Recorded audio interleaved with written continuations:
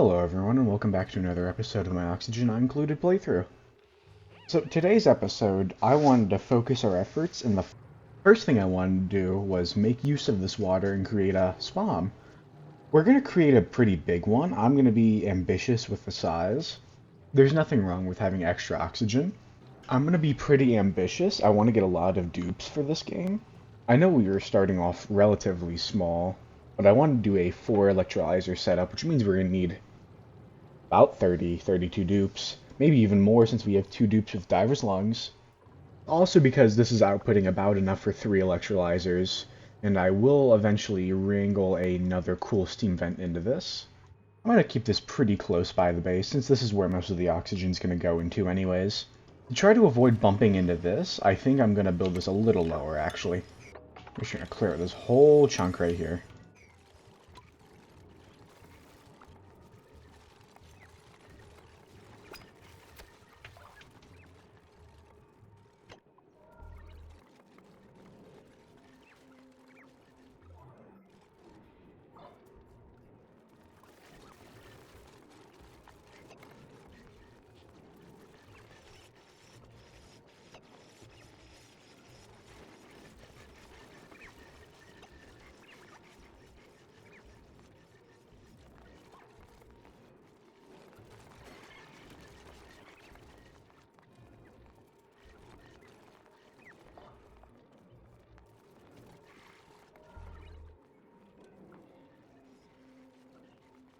Alright, now that that's cleared out, I think we can get onto the building.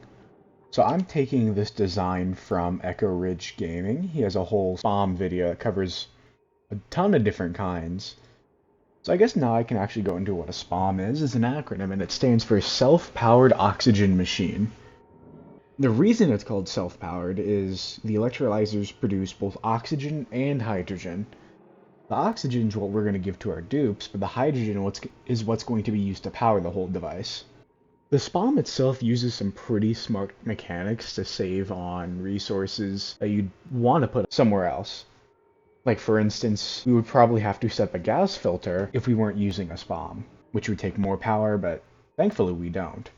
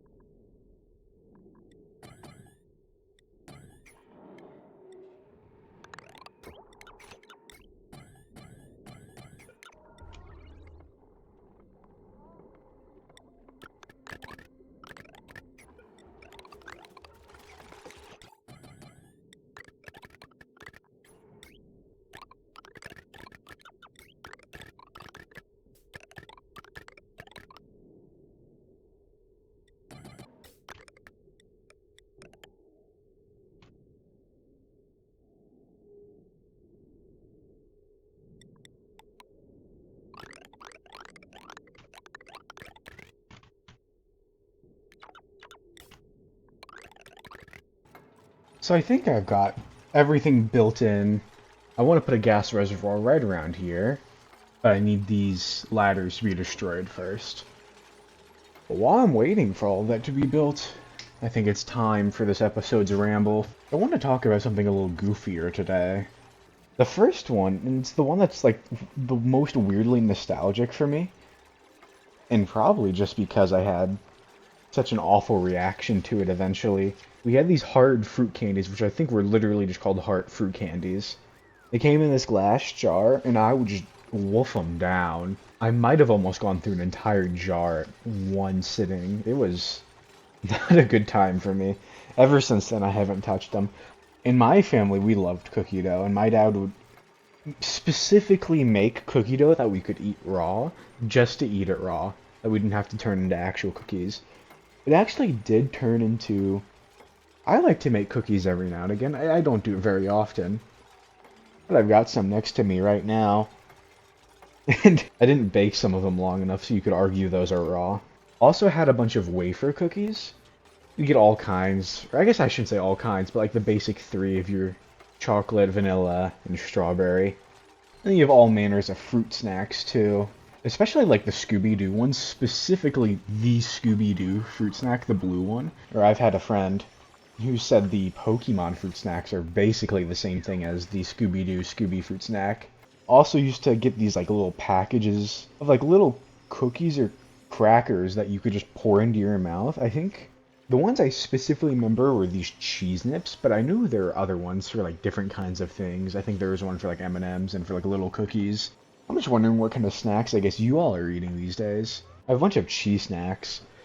That actually reminds me, if any of you have ever had whales, those things are like radioactively cheesy. It's hard to describe. You just have to have like you have to have one to know what I'm talking about. I think I'd compare it to like the Cheese Whiz cheese that comes out of a bottle. Honestly, this has kind of got me thinking about even more weirder foods. For the holidays, my dad would often make dill pickles, essentially wrap them in cream cheese, like you'd cover them in a whole layer of cream cheese, and then you'd cover that with a layer of pastrami, and then you slice them up into chips.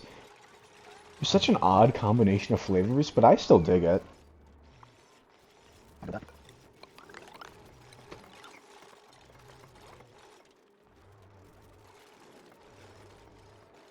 think I did forget a little bit of automation towards the top, yeah.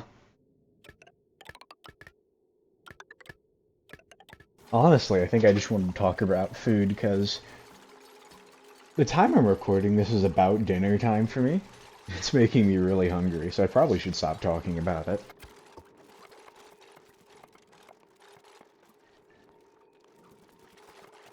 You know, I'm putting two and two together, and I'm realizing I could have just had something really awful happen. So down here is hot enough for dupes to just start taking damage by being down here, and I'm sending them down there to pick up stuff. So, since most of this is built except for the stuff that requires lead, I'm gonna lock this again and force everyone to come in through the airlock. Yeah, so I've swapped all these over to lead, and hopefully everyone should go just back in the base. I'm gonna crack some of these eggs that we do just have lying around. We don't really want too many of. I am keeping an eye out for any interesting dupes, but I haven't seen too many yet. Right now we're really just looking for some sleepers, so that means anyone with athletics, a rancher or farmer, and another machinist. I think we've got plenty of plastic for now, so I'm gonna disable this oil refinery. Also just gonna put this ladder that goes straight up. I want to see more of the map. Yeah, it's starting to get really pressurized in here. I didn't realize we had so much polluted oxygen just in our base now.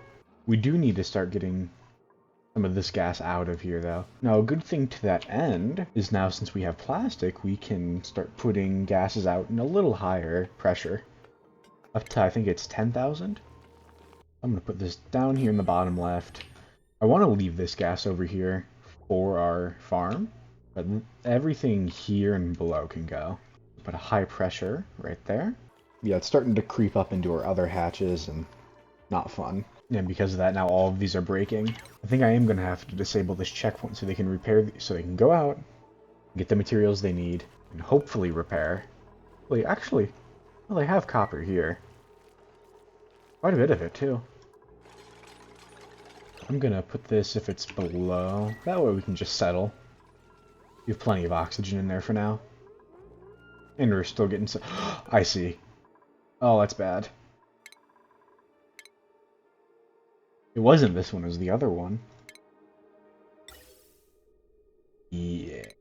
I probably don't like that. Okay, we're going to disable that temporarily. We'll just disable this and set that to the proper setting so I can just re-enable it later. Well, I think someone's bringing it now. Yeah, there we go. Nickel is always there when we need him. Yep, now this will start just spewing out. I'm going to hook up some automation for the same thing too. Just for atmo sensors. It would be better to do like a gas element sensor, but this will work. Or just, I'm going to be honest, I thought they just died. I think they are starting to take now too long to get back. The base is getting much too big. We're going to give them one more downtime at the very start of their schedule. Temporarily, we're going to hook this up like this. Just to burn power. We will funnel it into our base eventually. I think we're going to take this Nisbet. She has a lot of just good interest. She's not particularly strong, and the loud sleeper is a little annoying, but we can just remedy that by putting her on a different schedule. Yeah, with the athletics, the husbandry, and the strength, she's just kind of a good generalist. Kind of a bad name, but I think we're just going to call her a handyman. Now we're going to give her this bed, and all we have to do is just make sure she doesn't end up on the same schedule as anyone else. Also do want to start just getting the rest of this research, so creature comforts. Alright, so we're going to want to insulate this, but now we're going to take water from down here. We're going to funnel it straight in. Now to start, we're just going to have it spit out gas here to try to align this room. I think what I want to do temporarily is disconnect this actually. That way no water's going in here, we're just going to vacuum this room out. But I do want these pipes do need to be finished first, but everything else in this room is done. The gas is getting stuck around here, so I just want to put in an airflow tile. You know what, I'm just going to let this go. It needs to just drain more gas out. Wasting power is bad, but suffocating is even worse. We really just need to get these ones in here done. And then I think what we'll do temporarily is just set up a hamster wheel and let someone just go at it. We'll also need to block these in, but that's after we get this set up. Now we can block them in. Now, the one issue we're going to have, and it's why we've been wanting our steel and plastic, is this gas is going to come out very hot. So I'm going to have to set up some kind of cooling system so we can actually use it. And not cook our dupes alive. Yeah, ever so slightly, it's starting to die back. I think I am going to set it back to... I'll do 400, just so it's not wasting everything. But so it's still decently active. We are starting to run out of oxygen, but this one we can re-enable. So yeah, this one can still get oxygen. This one we can't turn on until this whole area is clear. So we do have our first... Oh, I didn't even connect that to power. No wonder we're not getting anything. We did get our first glossy Draco. A little silly looking, but at least they can access it. She's looking a lot better. Oh, I guess she decided that's enough. The issue is now it's too dense out here gas-wise. Alright, we're going to deconstruct these. Get you off of that. Then we're going to have to get the other vents. I don't mind using copper or something else since this is only temporary. You also have been digging up a little here. I just want to keep pushing that further. I think this is the last thing we hadn't found yet. The Gravitas shipping container. Oh. Mysterious Hermit? We definitely want to get up there then. And this will put on a pretty high priority, so someone should come and do it eventually. We can finally start getting some plastic from this. You look pretty happy about that. I guess it's better than being in pain. Wait. No, they definitely have... You can see they have tails, but when they get shaved, they're just gone. That's brutal. Maybe they don't like it. I didn't even realize that was too full. That's probably why we're not making too much more. Anyways. I didn't even realize our metal refinery is full, so we're going to have to break these. Which means we're going to get some more oxygen at least. And we'll just plunk some more down. Even just one will let the metal refinery go again. We can just finish off the Brackine flow in the research. There's still a little bit of chlorine hanging out around this layer, but it is going back down. There we go. We got a little bit of plastic over there. Not very manufactured, is it? And I think the gas just crushed itself. There it goes. Perfect. Alright, so now we're going to move you off. Disable this. Alright, we're going to deconstruct these. Now down here is where I want to do the cooling, and then we'll just pump in the oxygen. As for the cooling, I think we're just going to make use of some metal tiles to help the heat exchange. So we're just going to have each gas pipe kind of run around in here for a little bit, not too long. And we're also going to have some liquid, probably water or polluted water, come in and keep this area cool. We are going to make these radiant gas pipes. And we need these pipes built before we put in the metal tiles. It is going to be a little pricey, so we're going to do it out of lead like usual. Which will take a second to deliver, but that's fine. Then over here, we're going to set up a pretty simple cooling loop. So we're going to put down. We'll put it... I think here's fine. Actually, let's do it 1 over. No, we can get rid of these for now. Put in a ladder. And then in the utilities, we're going to get a thermal aqua tuner and make this out of steel. So it can withstand the really high temperatures. Where it is doesn't matter too much. Now we're going to have to be really particular with our pipes. Anywhere we don't want cooled, we'll use insulated. Anywhere we do, we'll use radiant. Which is really going to be right here. So we're going to do that. Liquid bridge. I don't think temperature exchanges through this, but that's fine. Okay, we'll do that so it goes this way. No, I think this should suffice. Actually, we want this to come up and keep this cool too. Our steam turbine's going to get a little hot. So a little bit of cooling will help. Now we'll come back down. Next, we're going to want some bottle emptiers. We're going to have to put some water in here to make this a steam room so we can get some use out of the steam turbine. So I think now is then a good time to talk about what each of these do and why we use them together. So the steam turbine sucks up steam from this bottom, depending on the temperature, has to be at least 125 Celsius. It'll convert that into energy. It'll also convert that then back into water, which you are going to have to output. Which is what this output is, and we'll just dunk it right there. Well, the thermal aqua tuner is it cools whatever liquid comes into it by 14 degrees.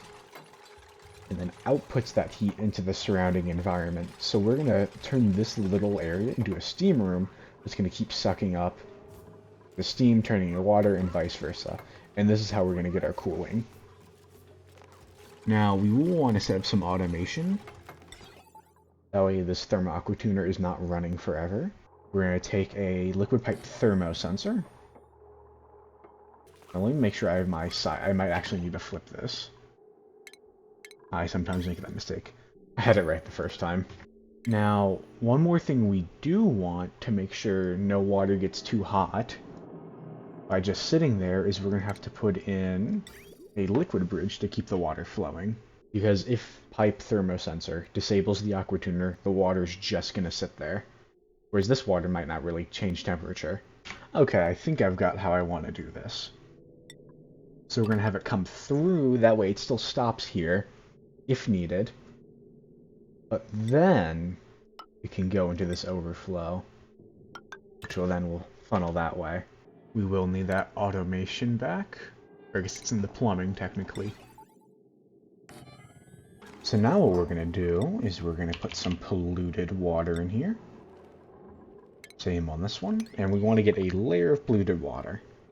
That too, we do need some power. I always forget about the power. We're going to want this on conductive wire. We'll just connect this up to this. That's perfect. Now we're going to set this to water. So the reason we're doing it like this is because the liquids can't merge and we want 2 separate layers, because once we get 2 separate layers, that'll force all of the gas out. We'll see when we get some water in. Eventually, once we get this SPOM built, we'll just hook the SPOM output directly up to this and we won't have to bother with these gas pumps. Right, there we go. We're going to let this drain out so we get a more solid layer of water. But because all of this layer is liquid, now there's no gas in here. And so now we can completely seal this off. We'll have this be another machinist. Look at her, already off hard to work. I think the only... Oh, no, there she is. Oh, I was selecting... Yeah, that would answer that. So right now, we need all this to be turned to steam first. What we can also do, set up our first row of metal tiles. We're just going to do this in rows. I don't think they can reach stuff after a tile. We also will need to pump in some water. Okay, so it would be better to use polluted water here. But I just want to take advantage of the water we currently have without having to set up a whole new system. And it should still flow around, even though it's not. We want something more in the middle, maybe a 27. Because this is just going to cool at 14 degrees regardless. So we have to think it's going to be 14 degrees cooler than what we initially had it as. So it's going to end up actually 13 degrees Celsius, and that might be a little too cool.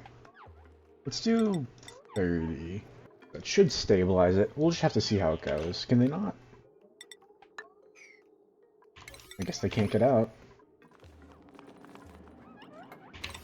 I have to save them from themselves. There they go. Might have actually been a little too much water.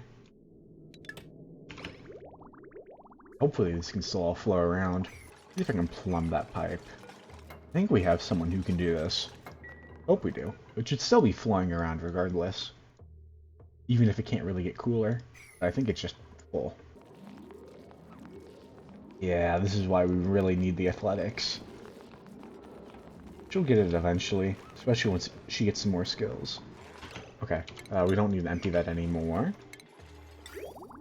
And there we go, now it's flowing around. It's a little empty. Might regret this. I'm going to put a little more water back in. Just need 1 or 2 packets. We do not need many. 1. Just stop with that. I am paranoid. 1 more. Get ready to cut it off. Plenty. Alright, now we needed a little less because... Actually, we might want even less more. Because the circuit for just flowing through is longer than the circuit of going through the aqua tuner. We'll plumb it if we need to. There we go. Right, now we can just completely seal this in. Now, I'm fine with wasting a little, just to try to let this system settle. So we're just going to pump it down here to start. So now we need that. Now we just need someone to run on this. And that should be it. Come on, please. I'm so hungry. They're so mean to me. I feel like they know. It should be powering. I'm not crazy, right? I am crazy.